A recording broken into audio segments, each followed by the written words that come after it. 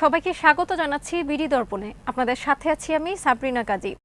চীনা প্রযুক্তি পণ্য নির্মাতা প্রতিষ্ঠান হুয়াওয়ের সাথে যুক্তরাষ্ট্র সহ পশ্চিমাদের বিরোধ অনেক দিনের। নানা বিধিনিষেধ ও নিষেধাজ্ঞা আরোপ করে প্রতিষ্ঠানটির গতিরোধ করার চেষ্টা করছে যুক্তরাষ্ট্র ও তার মিত্ররা। গুপ্তচর বৃত্তির অভিযোগ এনে অনেক দেশই তাদের 5G নেটওয়ার্ক সম্প্রসারণের কাছ থেকে বাদ দিয়েছে হুয়াওয়েকে। ফলে কঠিন সময় পাড়ি দিতে হচ্ছে প্রতিষ্ঠানটিকে। এমনকি এই পরিস্থিতিতে তারা স্মার্টফোন উৎপাদন বন্ধ করবে কিনা সেটি নিয়েও আলোচনা হচ্ছে। আজ জানাবো হুয়াওয়ের সাথে পশ্চিমা বিরোধ ও প্রতিষ্ঠানটির বর্তমান অবস্থার নানা দিক সম্পর্কে।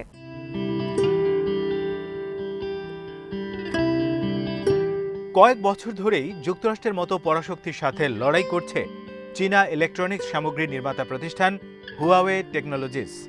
প্রতিষ্ঠানটি তাদের প্রযুক্তি পণ্যের আড়ালে বিভিন্ন দেশে গোয়েন্দা বৃত্তি করতে পারে এমন আশঙ্কা থেকেই যুক্তরাষ্ট্রের ডোনাল্ড ট্রাম্পের প্রশাসন তাদের উপর নিষেধাজ্ঞা আরোপ করে।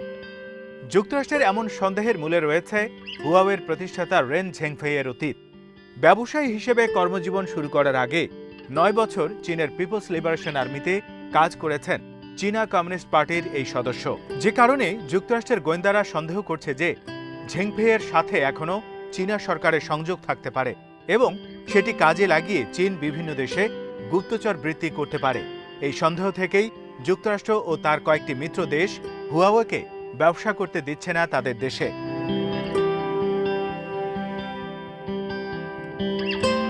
স্মার্টফোন উৎপাদনকারী কোম্পানি হিসেবে সাধারণ ক্রেতাদের কাছে পরিচিত হলেও হুয়াওয়ে রয়েছে টেলিকমিউনিকেশন মার্কেটে বিশাল বাজার। মোবাইল ফোন ছাড়াও এই সেক্টরের অনেক প্রয়োজনীয় যন্ত্রাংশ উৎপাদন করে কোম্পানিটি। বিশ্বের বিভিন্ন দেশে মোবাইল নেটওয়ার্ক সম্প্রসারণেরও কাজ করছে চীনা প্রতিষ্ঠানটি।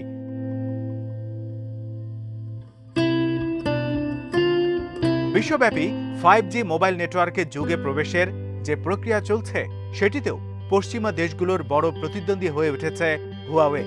অনেক দেশই এখন 4G থেকে 5G যুগে ঢোকার অপেক্ষায়। 5th জেনারেশন বা পঞ্চম প্রজন্মের মোবাইল নেটওয়ার্ক বিশ্ব যোগাযোগ ব্যবস্থায় বিপ্লব সৃষ্টি করবে বলে গবেষকরা বলছেন।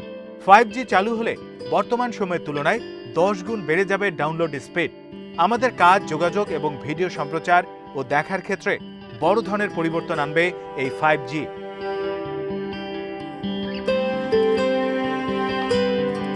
বিশ্বব্যাপী 5G নেটওয়ার্ক সম্প্রসারণে অগ্রণী ভূমিকা পালন করার কথা ছিল হুয়াওয়ের। কিন্তু 2019 সালে হুয়াওয়ে যখন বিশ্বব্যাপী 5G নেটওয়ার্ক নিয়ে ব্যাপক পরিসরে কাজ শুরু করে, ওই বছর ফেব্রুয়ারিতে তৎকালীন মার্কিন পররাষ্ট্রমন্ত্রী মাইক পম্পেও মিত্র দেশগুলোকে হুঁশিয়ার করেন হুয়াওয়ের পণ্য ব্যবহার করার বিষয়ে। এরপর মে মাসে প্রেসিডেন্ট ডোনাল্ড ট্রাম্প এক নির্বাহী আদেশে হুয়াওয়ের পণ্য ও সেবা নেওয়া নিষিদ্ধ করেন মার্কিন কোম্পানিগুলোর জন্য। তবে হুয়াওয়ের নাম উল্লেখ না করে সে আদেশে বলা হয় নিরাপত্তা হুমকি আছে এমন প্রতিষ্ঠানের কথা।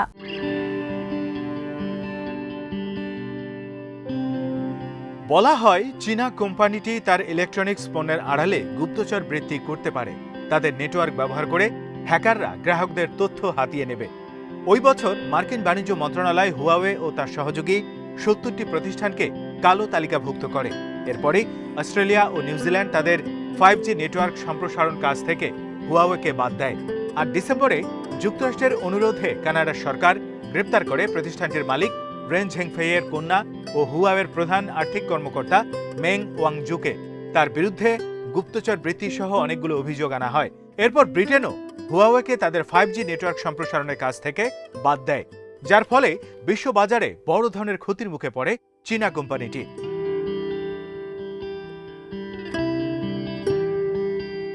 এর ফলে হুয়াওয়ের 5G নেটওয়ার্কের কাজ ব্যাহত হলেও তাদেরকে পুরোপুরি থামানো যায়নি।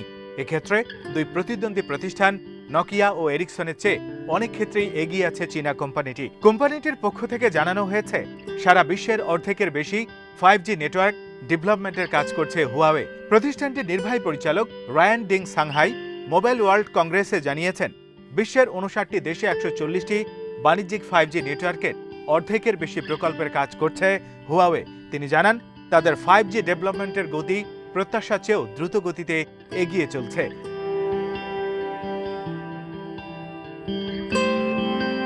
5G নেটওয়ার্ক সম্প্রসারণে যুক্তরাষ্ট্র তার মিত্র দেশগুলোর পক্ষ থেকে হুয়াওয়ের উপর যে বাধা, তার আগেই অবশ্য হুয়াওয়ে তাদের স্মার্টফোন মার্কেটেও বড় ক্ষতির শিকার হয়েছে যুক্তরাষ্ট্রের বিরোধিতার কারণে। ট্রাম্প প্রশাসনের নির্বাহী আদেশের পরই হুয়াওয়ে হ্যান্ডসেটে তাদের অ্যান্ড্রয়েড অপারেটিং সিস্টেম দিতে অপারগতা প্রকাশ করেছিল মার্কিন প্রযুক্তি সেবাদাতা প্রতিষ্ঠান গুগল। সেটি ছিল হুয়াওয়ের স্মার্টফোন মার্কেটের উপর সবচেয়ে বড় আঘাত। এরপর তাদের উদ্ভাবন করতে হয়েছিল নিজস্ব স্মার্টফোন অপারেটিং সিস্টেম। এছাড়া যন্ত্রাংশ আমদানি, শিপমেন্ট সহ অন্যান্য সমস্যা তো আছেই।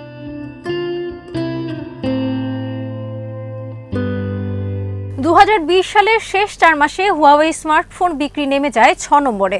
অথচ এর আগের গ্রীষ্মেও কোম্পানিটি দক্ষিণ কোরিয়ান জায়ান্ট স্যামসাংকে ছাড়িয়ে বিশ্বের শীর্ষ স্মার্টফোন বিক্রেতা হিসেবে জায়গা করে নিয়েছিল। অবশ্যই পতনের জন্য পশ্চিমা দেশগুলোতে হুয়াওয়ের ওপর নিষেধাজ্ঞাই দায়ী। একই কারণে বাজার গবেষণা প্রতিষ্ঠান ট্রেন্ড ফোর্স ভবিষ্যৎবাণী করেছে যে হুয়াওয়ে 2021 সালে স্মার্টফোন বিক্রিতে 7 নম্বরে নেমে যেতে পারে। এসব কারণে হুয়াওয়ে স্মার্টফোনের ব্যবসা ছেড়ে দেবে কিনা এই প্রশ্ন উঠেছে।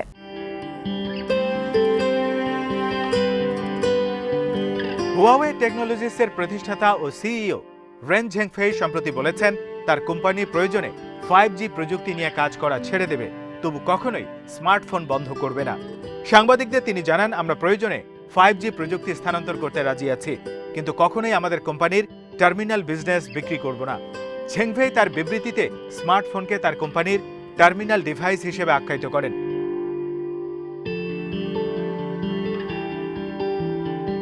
অবশ্য হুয়াওয়ে ইতিমধ্যে তার বেশ কিছু স্মার্টফোনের ব্যবসা ছেড়ে দিয়েছে।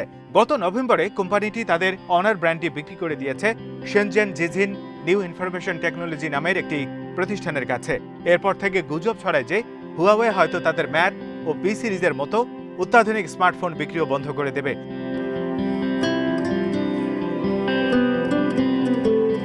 যদিও হুয়াওয়ে বলছে কৌশলগত কারণে কিছু ব্র্যান্ড হাতছাড়া করলেও তারা কখনোই তাদের প্রিমিয়াম স্মার্টফোন উৎপাদন থেকে সরে আসবে না। বিজনেস এক্সপার্টরাও বলেছেন স্মার্টফোন হুয়াওয়ের ব্যবসার অবিচ্ছেদ্য অংশ।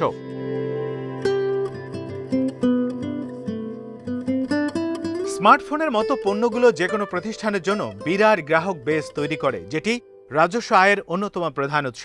রেন ঝেংফেই নিজেও বলেছেন যে এটি এমন এক পণ্য যা জনগণের সাথে কোম্পানির সংযোগ তৈরি করে। এ কারণেই তিনি স্মার্টফোনকে হুয়াওয়ের টার্মিনাল ডিভাইস হিসেবে আখ্যায়িত করেন। ইতিমধ্যেই চীনের বাজারে 5G স্মার্টফোন এনেছে প্রতিষ্ঠানটি।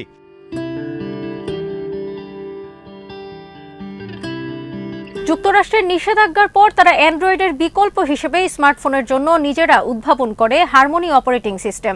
যাত্রা শুরুর 3 মাসের মাথায় 2019 সালের অগাস্টে সিস্টেমটি প্রথম সবার দৃষ্টি কাড়ে। আর পরের বছর সেপ্টেম্বরে হুয়াওয়ে ঘোষণা দেয় 2021 সালের শুরুতে তাদের সব স্মার্টফোন গুগলের অ্যান্ড্রয়েড অপারেটিং সিস্টেম থেকে বের হয়ে হারমোনি ওএস অপারেটিং সিস্টেমের সাহায্যে চলবে।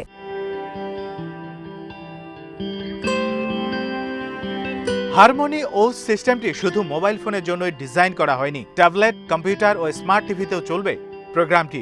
মোট কথা, হুয়াওয়ের সব ডিভাইসের জন্য এটি বানানো হয়েছে। হুয়াওয়ের বাইরেও অন্তত 20টি হার্ডওয়্যার কোম্পানি তাদের এই প্রোগ্রামটি ব্যবহার করছে। এমনকি অনেক কোম্পানির মাইক্রোওয়েভ ওভেন ও ধোঁয়া নিষ্কাশন ভেন্টিলেটরের জন্য হুয়াওয়ের প্রোগ্রাম ব্যবহার করা হচ্ছে।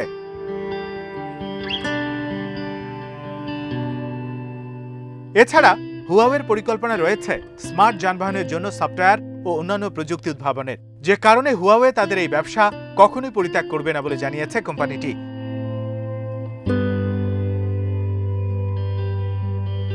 যুক্তরাষ্ট্রের নিষেধাজ্ঞা অব্যাহত থাকলে এই কাজ স্বাভাবিক গতিতে চালিয়ে যাওয়া কঠিন হবে।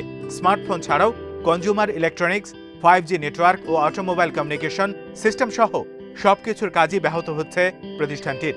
কিছু যন্ত্রপাতি রয়েছে যেগুলো হুয়াওয়ে নিজেরা উৎপাদন করে না, ফলে সেসব যন্ত্রাংশ পশ্চিমা দেশগুলো থেকে আমদানি করতে হয়।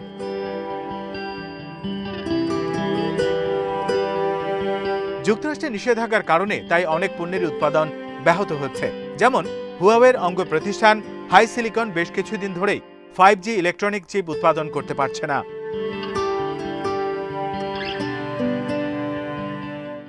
আজ এখানেই শেষ করছি। সবাই ভালো থাকুন, সুস্থ থাকুন আর দেখতে থাকুন বিডি দর্পণ। চ্যানেলটি ভালো লাগলে সাবস্ক্রাইব করুন।